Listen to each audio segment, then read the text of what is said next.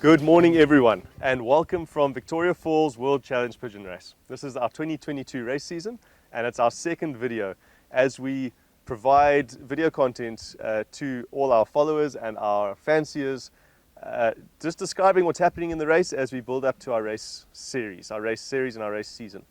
So I'm sitting here today with Geoff Armand, our race director, and Pieter Bekker, our trainer, and I'm Richard Hulley, and welcome everyone. Thanks, Rich. Thank you. Cool. So, and Peter, tell me, how are the birds looking at the moment? Look, Rich, birds are looking excellent. I mean, they're doing a lot of time around the loft, and like Geoff just said, we on the road, busy tossing them. So the birds are looking excellent. Very nice condition. What's the condition of molt? Condition of molt, all the birds are through the molt, body molt, everything is through the molt. 99% through flights. So the birds are looking excellent and ready to fly. We timed it really well this year. The birds are ready to go and ready for tossing. There's no birds sitting around with short body molt and short flights. So it's really good. And are they eager to be flying right now? The birds are eager to fly. We let them out early morning, and like Geoff said, we don't see them for a few hours.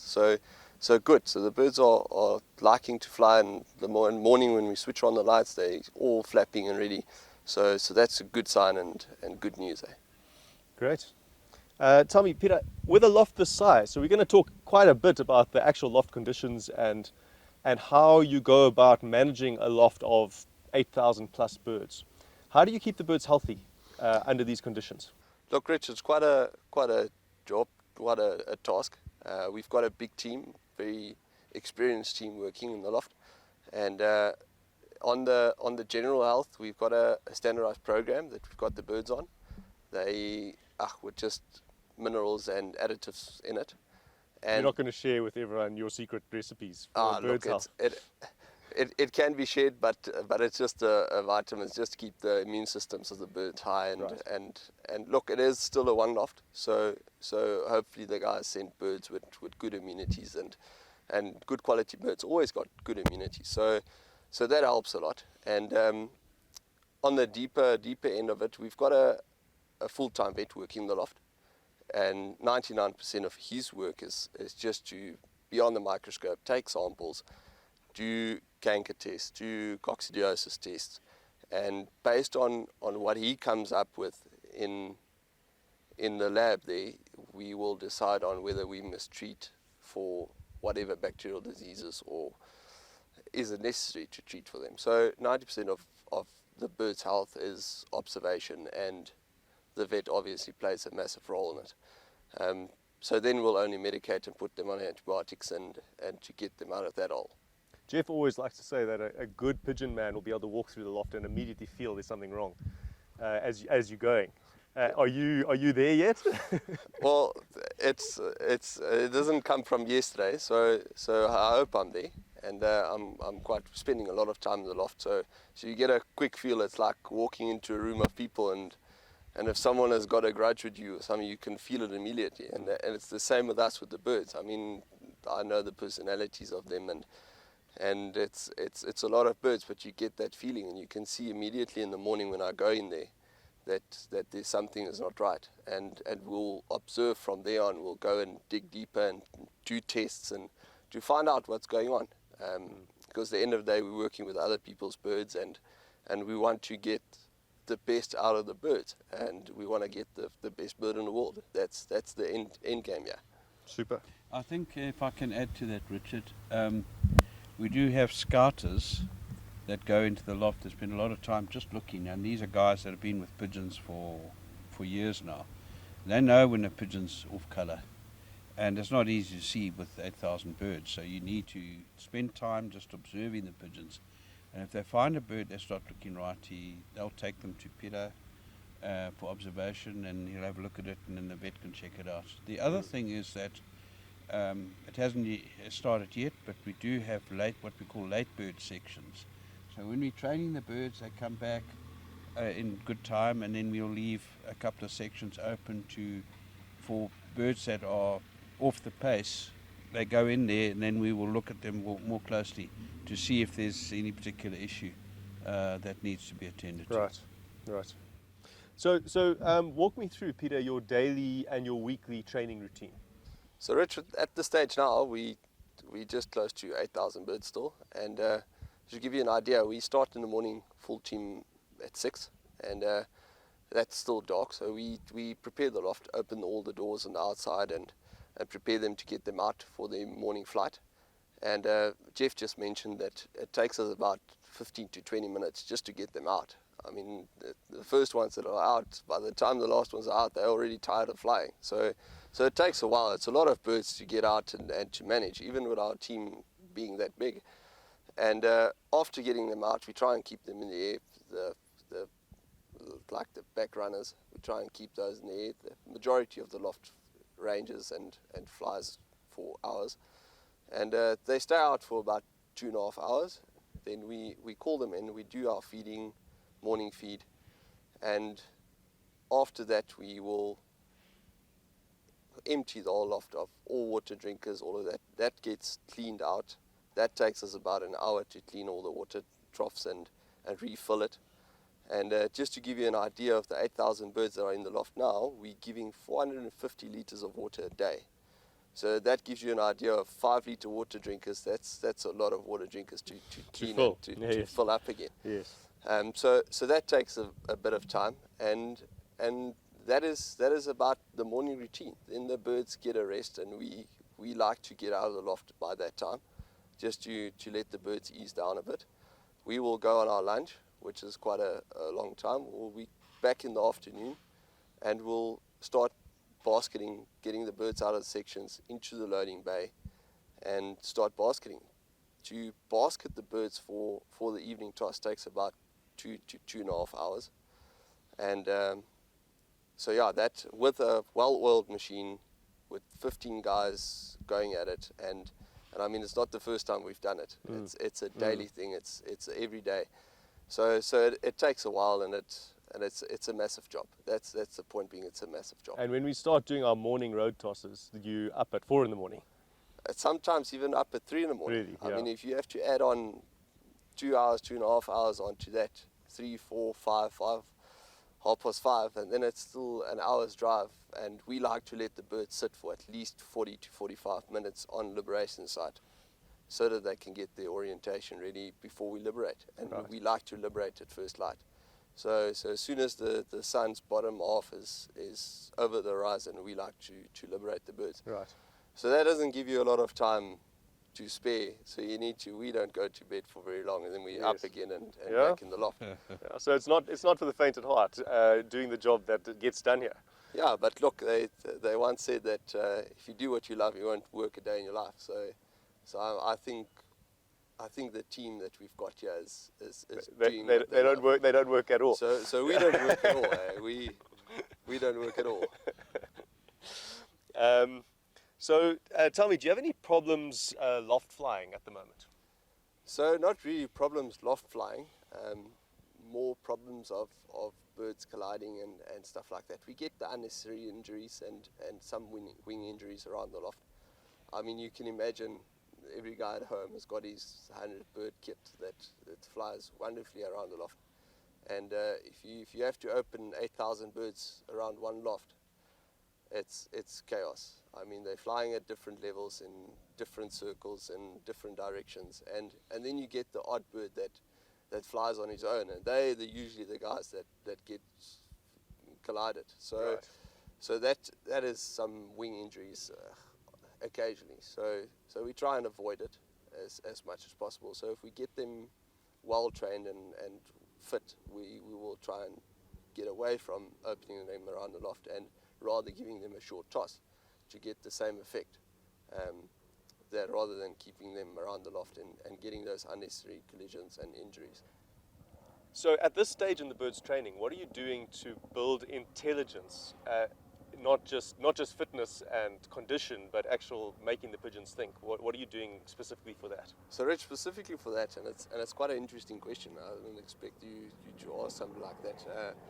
So with our tossing in the evening, whether it's in the evening or in the morning, we're getting to morning tosses quite soon, and we like to release the birds either single basket releases, meaning we let out one basket, and as the basket is cleared out and there's no more birds sitting in the basket, we'll go on to the next one. And we'll do that until there's about 200 birds, or we'll release one row at the time. As most of the guys know, our truck has got rows in it, so we open one row at a time, and that's about 200 birds. So then we'll let those birds clear, and the moment they get direction and they head off, we'll only open the next one. And by doing that, there's two reasons for that. Doing that, we just spoke about collisions. It's to stop collisions going around the truck, getting birds unnecessarily hurt and wing injuries, and we creating leaders. It's very important to sharpen the birds, and every time you've got a different 200 birds flying, and you've got different birds leading the pack. So that means that you get birds leading and finding their way home, and not necessarily the same birds in the 8,000 birds leading the whole pack, and you've got a whole bunch of dummies at the back. Yes. So you're teaching those ones that to sort of like fend on by themselves and to find their home. Because the longer the racing gets, effectively every bird has to be able to find its own way home without following along. Yeah. So especially if you want it to end up in the front. that is, and I think we'll see again this year on the satellite tracking that even from a short toss, if we have a mass liberation, even if we have a mass liberation, the birds from liberation site, they split up into smaller packs. I don't know whether it's uncomfortable for them to fly in a large group, or is it that we created leaders and every bird wants to be a leader, and they break up into smaller packs, and although some digress a bit offline but they break up into smaller packs. So there is not that massive amount of leaders in that one pack to take them home. So if you find a whole bunch of dummies in one pack and there's no leader, we want to avoid that and have leaders in every single pack so that they can find their way back. Yeah, that makes a lot of sense. Just talking about satellite tracking, Geoff, when is the satellite tracker going to start this year? Well, we've already got satellite tracking on the birds, the tracking birds, which aren't part of the race, so they can get used to the weight of the leg, the ring on the leg. But from the very first live toss. Which, to remind people, is the 23rd of April. Yes, that's the plan. Okay. It's Saturday, 23rd April, 40 kilometers. And then thereafter, every toss that's live, and they mostly will be more than 40 kilometers, will have satellite tracking, and that will be 3 tosses a week. So from that we can learn quite a lot like we have in the past. We want to continue to learn about what the birds do and where they go and what routes they take and so on. It's a good management tool for us. Yes. Yeah, and it's a good way to learn year on year and adjust your training slightly and then see the results of variations in training year on year. Yeah, sure. And then last thing to round this off, can you talk to us a bit about bonus races, Geoff? Well, bonus races is something we've had for a couple of years now. It's actually becoming more and more popular. It's open to any entrant who can enter any bird in his name,